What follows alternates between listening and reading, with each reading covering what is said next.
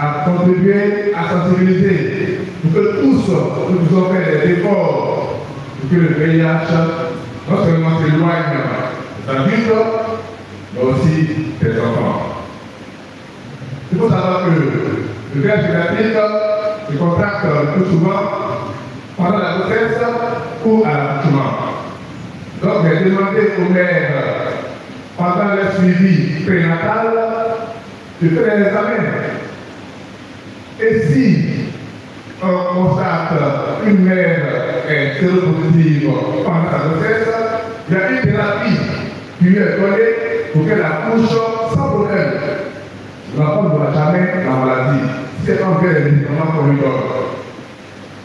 Malheureusement, beaucoup de mères négligent ces bilans. Beaucoup de mères négligent ces bilans, ça devient un drame pour l'enfant.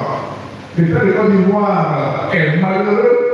Chaque fois qu'on fait le point de nouvelle contamination du VIH, on découvre des enfants de 1 mois ou 2 mois. C'est un scandale. C'est un scandale. C'est une hérésie médicale. Ça dénote la négligence, non seulement des mères, mais aussi de la santé que nous sommes. Il faut sensibiliser, il faut éduquer. Et malgré les efforts que le gouvernement fait, comme je disais encore, les mères qui se mettent en retrait des bilans prénataux. Donc l'Église est appelée à sensibiliser en ce sens-là. Parce que si l'enfant est dans les taux, quand une mère est positive, l'enfant naît, après l'examen aussi, vous pouvez encore, parce que la mère est aussi, il faut avoir un cas. Ça peut arriver.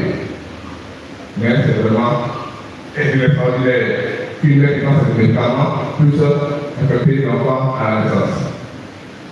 Donc quand l'enfant naît, qu'on constate que l'enfant soit malade, il faut aussi avoir à l'esprit la probabilité du VIH pédiatrique.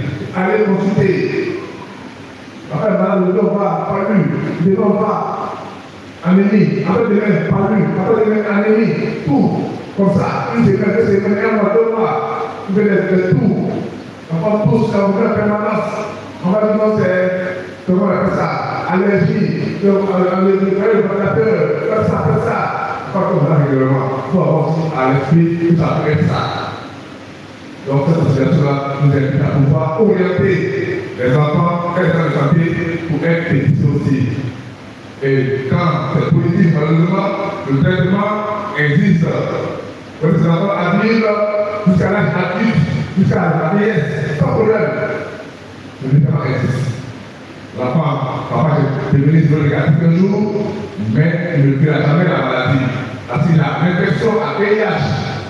Et la probabilité, il y a la maladie à VIH, la maladie peut avoir le VIH et vivre normalement. Sans regarder les autres et sans souffrir. Vous se faites pour prendre les médicaments.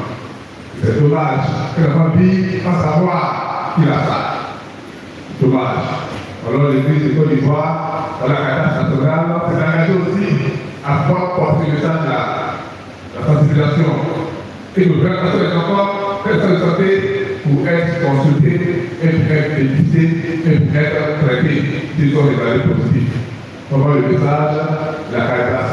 Parce que l'enfant aussi nous présente le message de Christ qui nous sent souffrant. Donc il faut prendre soin. Donc il faut aider à obtenir les croissances normales. Parce que demain, cela aussi, c'est l'avenir du pays.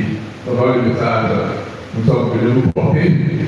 Chaque fois que nous avons un enfant pour eux qui sont malades, on va penser à la sorcellerie, on va penser à la grande lettre de Dieu, il y a toutes les maladies. Comme c'est là aussi, il peut y avoir le VIH. Le VIH n'est plus un drame. Ce n'est plus la maladie qui fait peur, mais il faut ici. La vie dans le VIH. Ça veut dire que le VIH se gère, comme la tension, comme le diabète, comme les médicaments qu'on vit normalement sans problème. Donc, pour que le VIH soit. Mais elles ont les mères, les jeunes filles mères, à pouvoir faire un bilan natal pour goûter hors d'horizon le VIH, surtout le VIH pédiatrique. Alors la Caritas de Paul-Boué est un centre qui est habilité à dépister et à traiter le VIH.